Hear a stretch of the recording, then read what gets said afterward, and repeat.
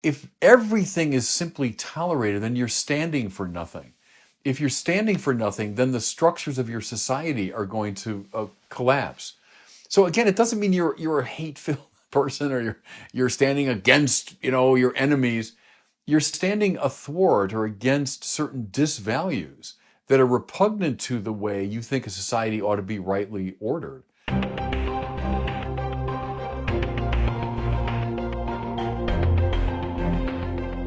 Welcome back to the Word on Fire show. I'm Brandon Vaught, the Senior Publishing Director at Word on Fire. What is the role of religion in civic life? Should we impose our religious views on others? Must we bracket religion from the political sphere? Those are the questions we'll be debating today with Bishop Barron, and it's good, Bishop, to see you once again. Welcome back to the show. Hey, thanks, Brandon. Always a joy to talk to you. Your latest foray was into the topic of synodality. You delivered a long paper on the topic of synodality, which Pope Francis has put front and center in the church's mind at an annual conference of the Canon Law Society of America. Tell us how that went. It was good. Yeah, they invited me, I think even before COVID. It's one of these things that got delayed. And they asked me look, I'm not a canon lawyer. I'm not trained in canon law. Now, as a bishop, I'm kind of drawn into the arena of canon law, willy-nilly, but I'm not trained in it. But they asked me to reflect theologically on synodality. So I wrote the paper last summer at some point, and I think it was well received. I talked about what it means for Pope Francis. So first part of the paper was just laying out how he's described synodality. Then I used three figures, namely John Henry Newman, Bernard Lonergan, and Augusto Del Noce, not to criticize the idea so much, but as to raise cautions about it, lest we go down certain alleys of bad interpretation. So call them critical engagements with the idea of synodality using those three figures. So that was a talk. It was in Cleveland, and enjoyed being with all those canonists. Well, today we're going to talk about the two subjects people say you should never talk about, namely religion and politics. But we're going to bring them together in this episode. This episode is going to be airing just before the midterm elections of 2022. So with politics on many people's minds, I thought we could discuss this supposed tension between religion and politics. So let's start at the highest level, and let me ask you this general question. What is the church's role in civic society and in politics in particular? Well, I think it plays a very important role, namely to bring a moral and spiritual dimension into the public conversation and the living out of our civic lives. Religion does not supplant politics. Think of John Paul II saying that, the priests should not be themselves running for elective office. The church's role is not to be directly involved in political life in that sense.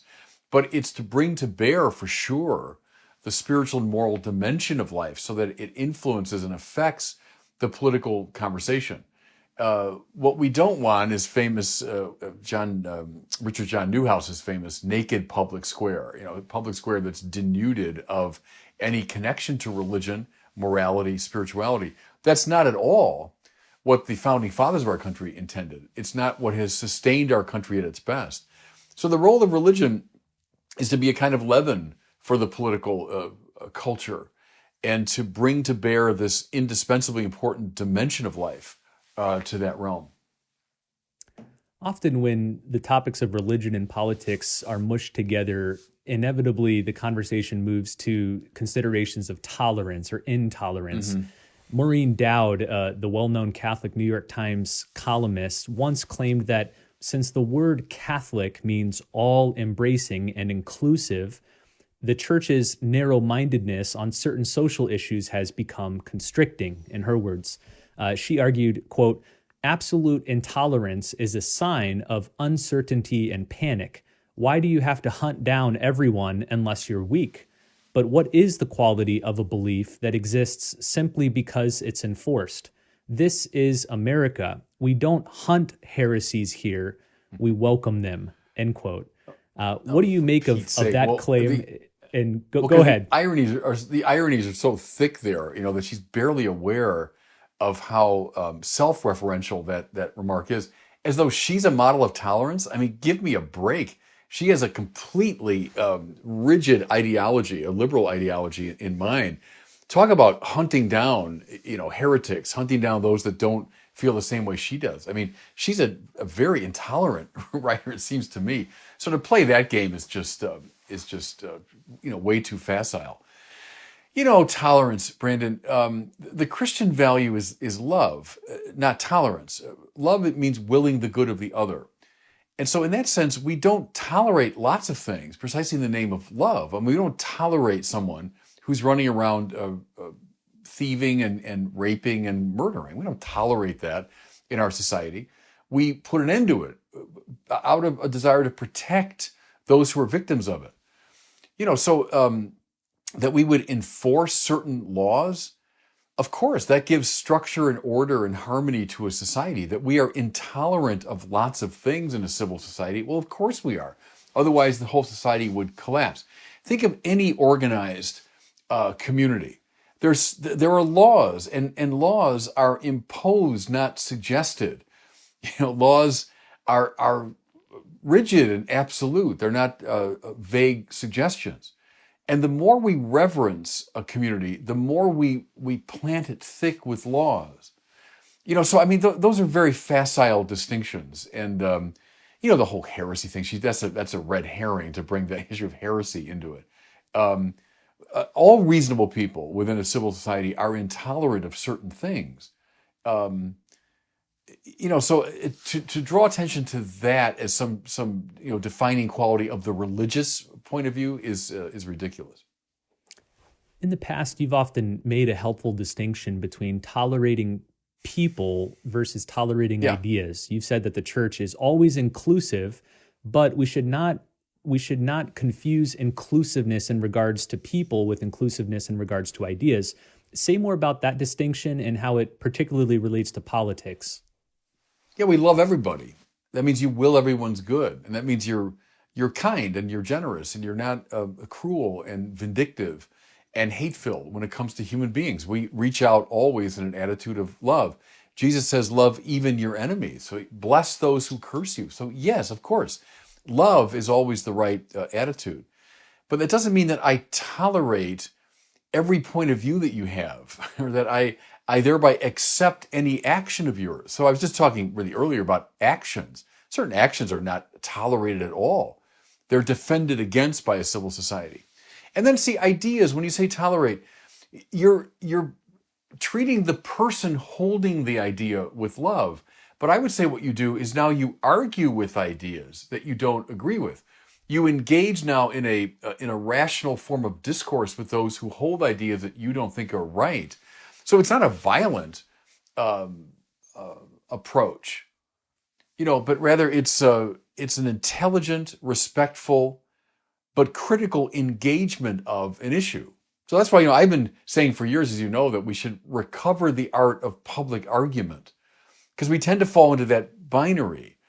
Either I'm blandly tolerant of every point of view, or I engage in aggression and violence. And I always suggested, no, there's a very happy middle ground called argument, which involves a deep respect of the person with whom you're arguing, always treating that person, no matter what, with love, but then being able to engage that person's ideas critically, but non-violently.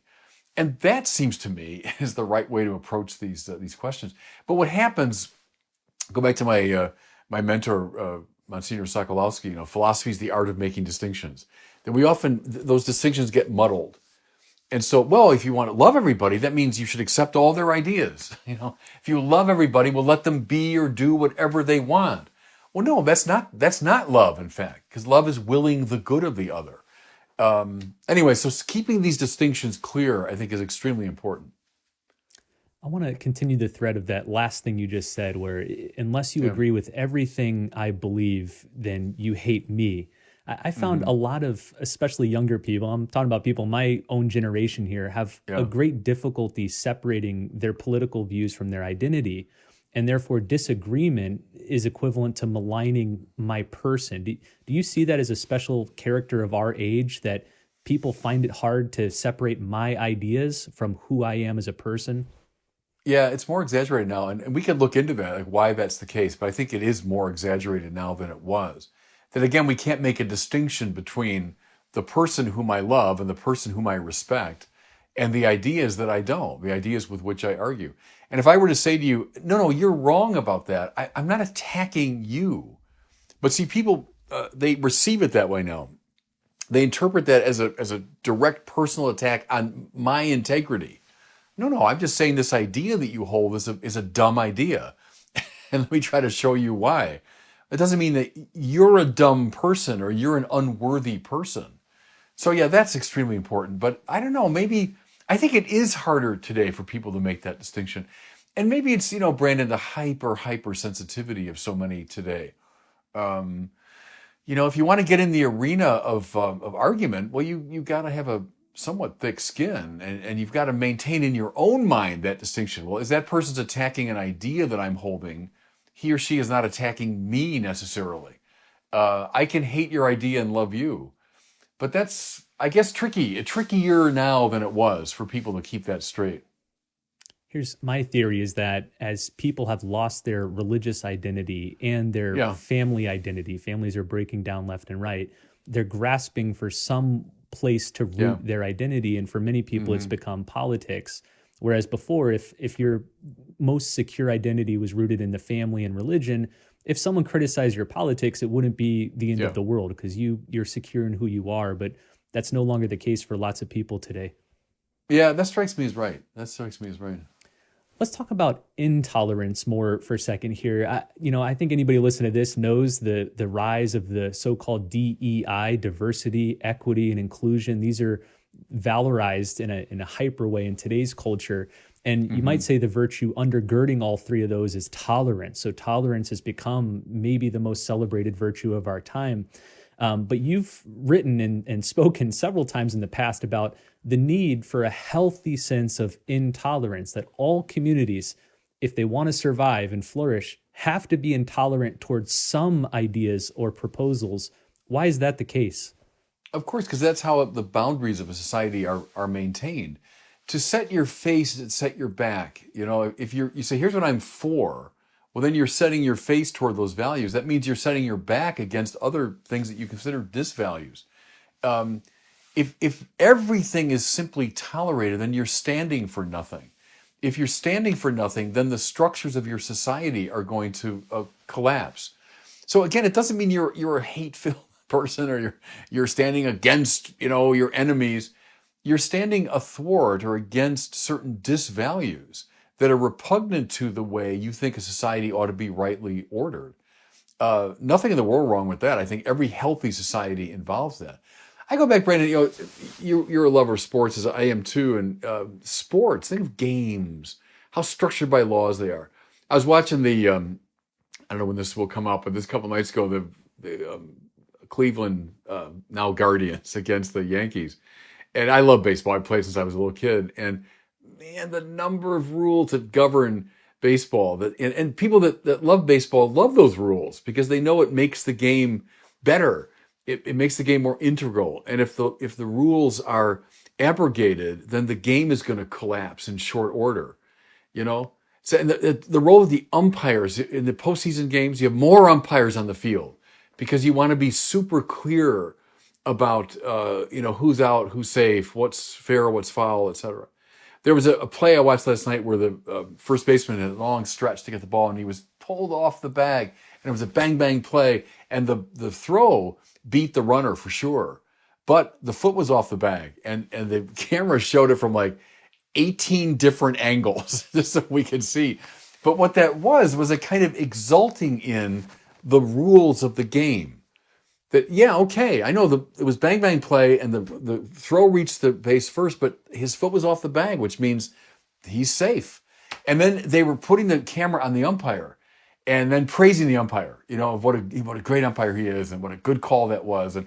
But yes, as baseball people, we love laws. Don't get me started on golf. The way golf is structured by law and custom and orderliness. And so the same is true in a civil society is, I tolerate everything. Well, then you won't play golf at all. You'll never play baseball with that attitude, and you won't be able to live well in a civil society. So that's another distinction that's key to make. Let's get back to religion and its role in politics. You often hear people today say you should not force your religious views on others. Many of them will reference this famous or infamous, depending on how you look at it, speech that John F. Kennedy gave in 1960 to a group of Protestant pastors in Houston, in which he dreamed of an America, quote, in which no religious body seeks to impose its will, either directly or indirectly, on the general populace, end quote. What should Catholics make of that vision? Is there a problem with religious people seeking to impose their will on the general populace? You got to make distinctions again. Let's say between the moral dimension of a religious point of view and let's say the properly cultic or liturgical side of religion. Would it be right, like, even if we had a devoutly Catholic president, let's say 80% of the Supreme Court was Catholic, let's say that both houses of Congress were dominated by very devout Catholics, would it be right for me, for example, to advocate for a law requiring everyone in this country to go to Mass? Well, no. I think even with all of that, governmental support, we would say no. That would be a illegitimate use. That would be a kind of imposition. Indeed, it would undermine what John Paul II identified as the really first and most basic of the freedoms, religious liberty. That you can't be compelled by law, let's say, to worship God in this particular way. Now, having said that, is there a dimension of religion properly moral that's not dependent so much on a particular revelation, but is a function of our rational sensibility? That we, thinking things through together, can clearly identify certain things as immoral. So, for example, we have clear laws against murder. Well, those coincide with one of the Ten Commandments. We have laws against rape. They coincide with one of the Ten Commandments. We have laws against thieving, et cetera, et cetera. So, am I willing to impose those on the society? Well, sure, because we have laws against those things. All law involves an imposition. And people can forget that point too, as though like I'm somehow uniquely imposing myself if I'm a religious person. Well, no, anytime you formulate a law, you're imposing something. You're saying, I want all of you to drive, 65 miles an hour. That's the speed limit by law. I'm not suggesting it. I'm imposing that on the whole society. Well, the same is true of laws against thieving and against rape and against murder and so on. So there's that side of the issue, the properly moral side of religion, where I think that can and should be imposed. Other dimensions of religion that are more dependent on a direct revelation and are more a matter of private determination, I think those oughtn't to be imposed by law. Now, is there a kind of murky middle ground? Yeah, and that's why we debate this thing a lot. I think of someone like Sohrab Ahmari and our friends on the integralist side of the equation, who hearken back to, I remember them vaguely when I was a kid, blue laws. There were laws in our country that were meant to inculcate a respect for the Sabbath day. So that Sunday, things by law were closed and the society by law was different on Sunday. That changed in my lifetime. Now Sunday is just like another Saturday. Is the worship of God such a basic good, and can reason determine that I could say, yeah, I think a law regarding the worship of God should be established? Well, now people of goodwill can debate that point, but it's hinging on that distinction between the more kind of private and the more public side of religion. Let me ask about another objection that Catholics often hear from their non-religious friends and family, namely the so-called separation between church and state. People will say, well, look, the Constitution was set up in a way to prevent religious people from imposing their views on others through the political process. How do you understand this separation? What does it mean? What does it not mean? Well, famously, the wall of separation is not in the Declaration or the Constitution. It's in a letter that Thomas Jefferson wrote. What he meant by it, we can debate that, but it's not in the formal documents of our country. What we do have, it's in the First Amendment. In fact, the opening words of the First Amendment: Congress shall make no law respecting the establishment of religion. Now, see, we forget, Brandon, what that means because it's so alien to our experience, but not to that of the founders. They knew about a society, namely their own, in which there was an established religion, namely Anglicanism. It was the establishment religion. Uh, Go now a century later, and John Henry Newman, when he becomes a Catholic, and now runs afoul of this established religion, and he knew what that meant for him. The founders didn't want that. They didn't want the government formally to establish one religion as the official religion of the country. Now, may I say this? That was designed, that was to protect religious people from the aggressiveness of the government.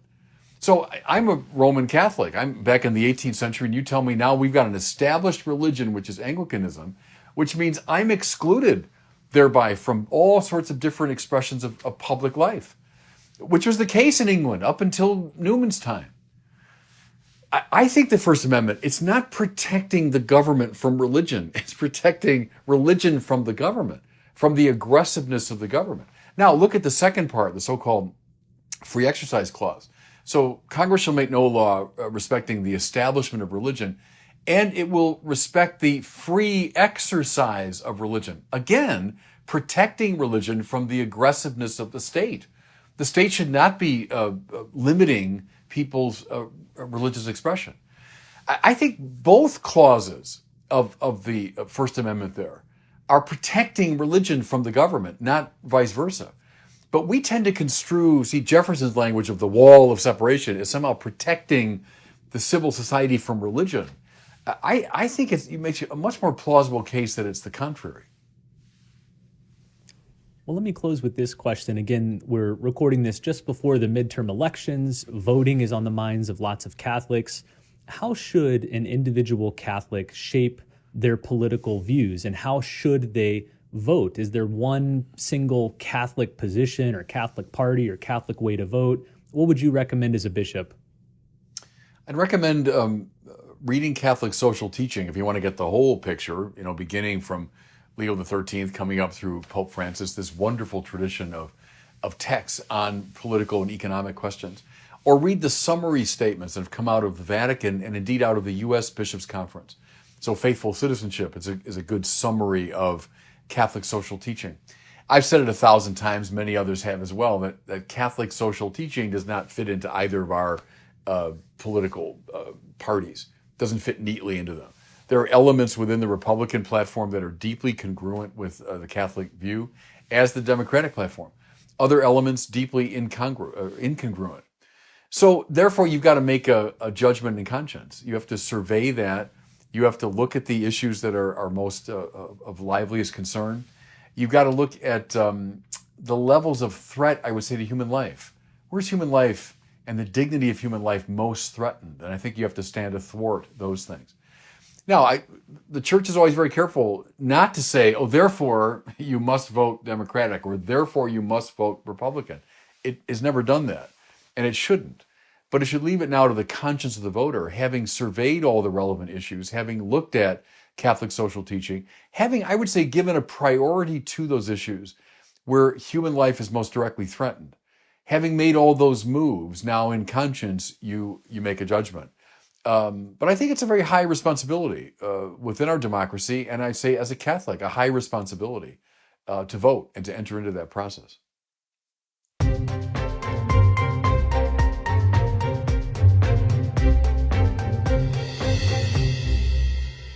Well, it's time now for our question from one of our listeners. If you have something you'd like to ask Bishop Barron, send in your question by visiting the website askbishopbarron.com.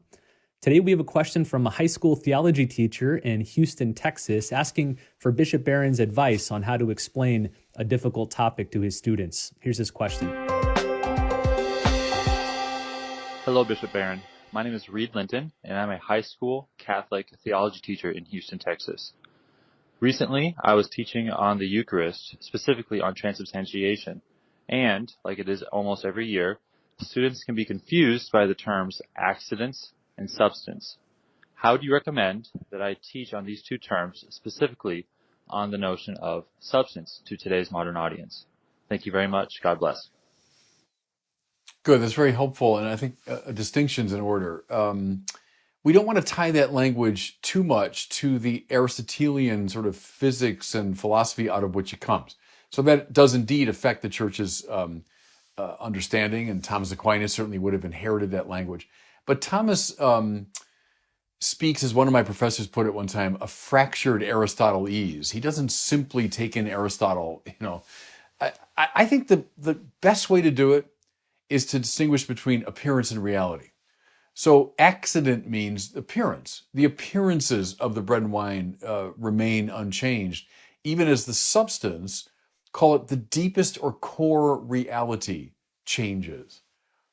So accident means appearance. Substance means deepest and core reality. One way to test it, what are we dealing with after the consecration? Correct answer, we're not dealing with bread and wine anymore. We're dealing with the body and blood of Christ, though the appearances of bread and wine remain unchanged. So I would make simply that distinction. I would also add this, if that sounds peculiar. We distinguish all the time between appearance and reality. Often appearance and reality simply coincide, but very often they don't. Look up into the night sky. Are you looking at the stars that are there or stars that were there? Because it's taken light so long to get to our eyes. You're seeing what was the case. You put the stick in the glass of water in front of me. Put a stick in the water, and well, that stick is bent. Well, no, I know it looks that way, but it really isn't. Or you meet somebody and you get a first impression, and you say that guy is just a jerk. But then someone else who knows him much better says, no, I know he might look that way sometimes, but he really isn't. My point there is that we make that distinction all the time between appearance and reality. So in regard to the Eucharist, yeah, it appears to be bread and wine, but because of the power of Christ's word, its core reality has changed. Maybe try it that way. Well, thanks, Reed, for your question, and thanks to all of you for watching and listening. It's another Word on Fire show episode, which means another new book from Word on Fire. I feel like we're announcing new books at every episode, and this time, the new book is a children's book. It's called Light of the Saints. It just came out through Word on Fire. It's an interactive children's book that tells the story of 12 extraordinary saints from all around the world. But the unique feature is that it's a shine the light book, meaning it has features that are activated by shining a flashlight or your cell phone light through the pages. When you shine the light, it reveals different images and features. So check it out. You can find it at wordonfire.org/light, wordonfire.org/light. And again, the book is titled Light of the Saints. Well, thanks so much for watching and listening, and we'll see you next time on the Word on Fire show.